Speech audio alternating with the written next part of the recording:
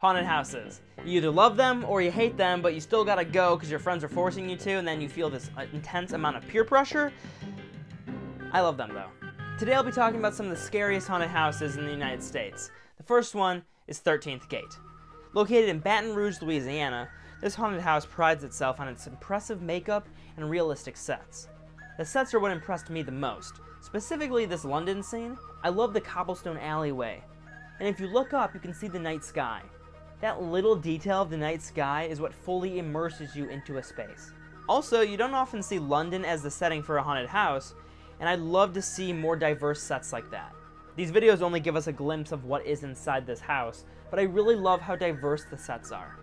13th Gate has consistently been on the list of top haunted houses by places such as the Travel Channel, HauntWorld.com, and AOL City Guide. Does anyone even use AOL anymore? The next one's Blackout. This haunted house theatrical production experience is weird. You have to be at least 18 years old, you must go through alone, you're given a safe word, and you may be asked to do certain things when told, hence the reason for a safe word. Blackout has occurred in New York and Chicago, and it looks like it's a sort of pop-up situation. It's a mix between a theater production and torture. On their website they have reviews, and the Los Angeles Times describes it in a pretty good way. They said, Blackout is in many ways a haunted house in reverse. Much of the scariest time in there is spent alone, in the dark, while nothing happens. It's a kind of horror jujitsu. I cannot say that word. It's a kind of horror jujitsu. The venue turns your mind against you. If it seems that I'm not describing it well or much at all, it's because there's not much out there to describe. They are very secretive about what they reveal and what they tell people. Even their promotional videos don't really give you that much information. And I think that mystery is what makes people want to do this type of experience even more. Even their website's pretty bare bones. They have videos and reviews, and that's pretty much it. The Chicago Tribune said that the entire Chicago run sold out in less than 3 hours, even though the performance is little less than 20 minutes. People want to experience Blackout so much that the Chicago Tribune actually said that people were flying in to Chicago just to do this thing. Now, I'm going to say that this is not your typical haunted house. And it sounds cliche, but it's absolutely not your typical haunted house. From the mid-1940s to 1952, the Brighton Asylum was an operational asylum that housed many patients that were deemed mentally unstable and psychologically damaged.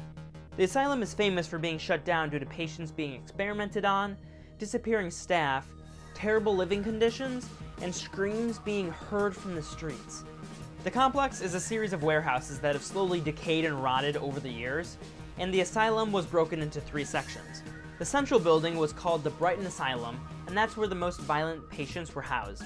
They were isolated to protect the staff and the other patients. On the second floor of that building was where the staff lived. It said that parties, unusual gatherings, and experiments took place up here in the Victorian-style apartments. Because of those activities on the floor, this place was called the Bleeding Grounds, which now is the name of an event that takes place here. The lower risk patients were in Building B, which is adjacent to the Brighton Asylum. And an underground tunnel system, like the Utilidors in Disney World, was built for the staff to travel from outside to the other areas of the complex without having to go into the Brighton Asylum. Another reason for this tunnel, which is a shady reason in my opinion, is that they built these tunnels so that medical deliveries could come through and the delivery drivers couldn't see inside the asylum. Were they hiding something? Once this place closed down, an investigation was going to occur, but apparently it never happened. And in 2011, the asylum opened back up, but this time transformed into a haunted attraction and welcoming the public to enter.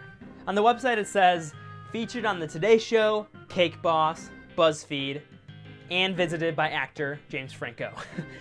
I'm more of a Ace of Cakes fan myself, but still interesting. If the haunted house isn't intense enough for you, you can opt in for a contact option. Contact option? Ooh, sexy. No, it sounds weird. What is it? The contact option means the performers can touch you. But that's not all. The following may also happen: separation from your group or path, simulated abduction, physical contact, contact with water, crawling, physically being picked up, and possibly even more. They just don't say it. Say you want this invasive package, you wear a necklace they give you. And if you want to opt out, you just take the necklace off. And the last one today is cutting edge haunted house. This former meatpacking plant in Fort Worth, Texas has become a haunted house and really leans into their meat roots. It's one of the world's largest walk-through haunted houses and takes people about an hour to get through the entire thing. This building is over 100 years old and the meatpacking equipment is still being used, but instead of animal meat, it's now human meat. That is not from me, that is from their website. That's from their website. Realistic mannequins are lifted to the second floor and run through the entire meatpacking process until their corpses are brought back down to the first level. That sounds disgusting. I like it. And at the very end, there's bubbles? Yeah, I don't know why, but maybe to cleanse your dirty soul because you just enjoyed seeing a bunch of mannequins go through a meatpacking process, you weird, sick freaks. Those are some of the scariest haunted houses I found enjoyable, so if you enjoyed these, please subscribe to my channel, like this video. If you want to see more of me, here's more of me. And I'll see you guys next time. Stay safe. End of video.